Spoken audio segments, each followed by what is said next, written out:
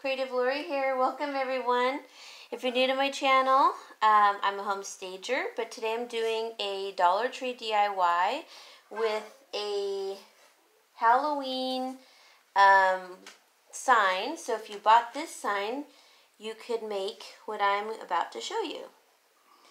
So this is like a mason jar decoration basically. So I took this part off. Let me tilt the camera.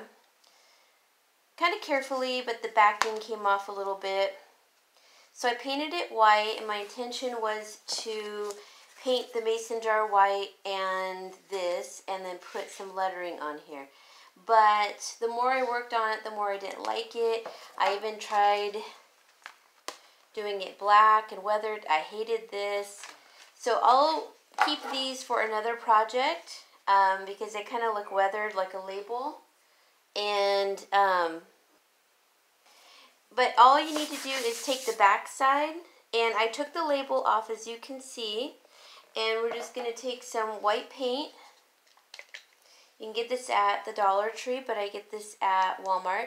Don't buy the larger bottle because it's actually more expensive per ounce. So anyways, here's this, and you're going to need like a smaller brush and then a dry brush. And I'll show you the finished product, but what I ended up doing, I'll show you after I start painting this because I want this to have time to dry. So I just put it on like a zigzag like that, and then I'm taking my flatter brush and kind of just doing that very sloppily all over until it's almost fully covered. I wanted mine to look a little bit more rustic, so I'm kind of just that's the puppy in the background, if you can hear him. Nobody.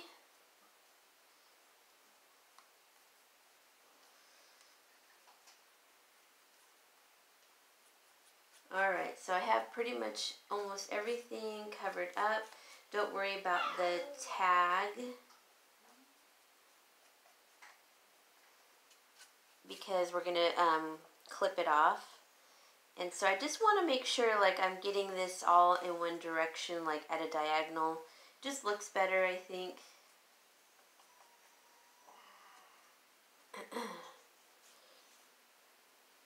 And if any of you hear anything in the background other than my dog, it's my dad. Then I'm going to take my dry brush, it's like that bigger brush, and I'm just going to dry brush it to kind of take off some of that paint to give it more of that distressed look. So see how easy that was? I'm also going to, I should have done this ahead of time, paint the outer edges just to kind of give it a cover. It just looks more finished that way. So as you can see, like that. So I'm going to pause this while I do that. Okay, so I painted all the way around, as you can see. Now, if you wanted to be really careful and reuse it for Halloween, then make sure you're careful with the edges. But actually, it just kind of adds to, see how the edges have the white? Kind of adds to it, and then you can always put this little part back on. That one kind of ripped, so they all have like a little bit of ripping on it because they are a bit hard to take off. But you could still reuse it for Halloween. But I'm going to let this dry, and as you can see, it's a nice little mason jar, and it looks distressed. And so the next step is let that dry. We'll use these for another project. And I actually just use it to trace on a piece of burlap.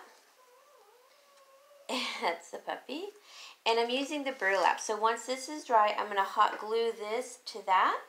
You're going to need either, you don't need to use that, but I chose to use like gingham check print. And I took some of my Dollar Tree plates to cut out some letters. Now you could use wrapping paper, napkins, material. I use plates because I wanted it to go with my theme in my kitchen of gingerbread theme, and I thought the red and white gingham would look cute. So I cut out some letters. The last letter I have to do is the O. So here's my O, and see how I cut out. I just cut out according to the lines. That was pretty easy. And then I'm going to hot glue it on here. And then you can reuse this for each season if you want to take the joy. I'm going to spell out joy because I have 3 of these. And then you can take these off and put something else on there. But basically this is how it's going to look. And I'm going to hot glue it in a second so you can see. And then I'm going to take some jute twine to put around the lid part. So 1 second, and I already have the other 2 hanging. Okay, so I finished painting it. It's pretty much dry. And I just took some twine, jute twine from the Dollar Tree, and then I looped it around 4 times each. Just tied a simple bow on it. And then all I'm going to do is hot glue the last piece of that burlap on. I just kind of make sure I center it.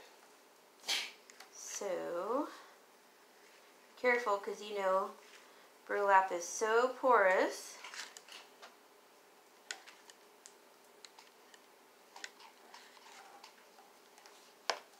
Oops.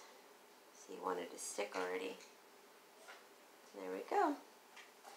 Then I'm going to take my O and stick that down.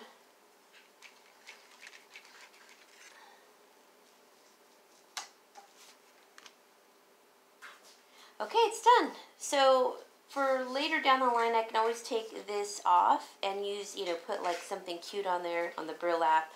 If you don't have paper plates, I just wanted to use mine up from the summer, but you can use napkins, wrapping paper.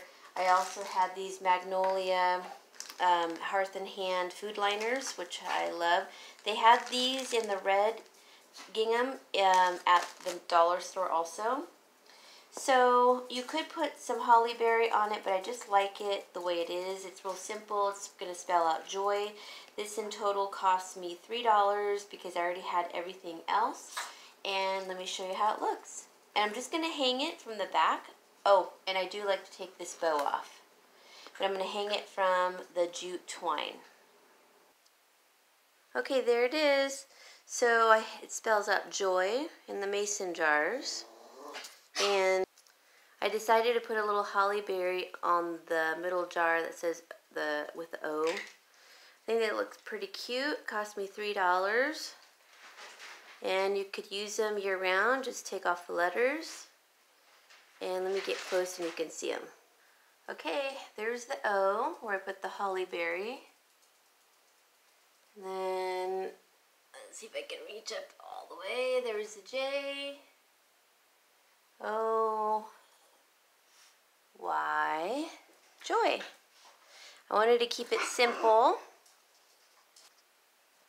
just to kind of match my kitchen and to go with the whole bakery theme with the red, white check.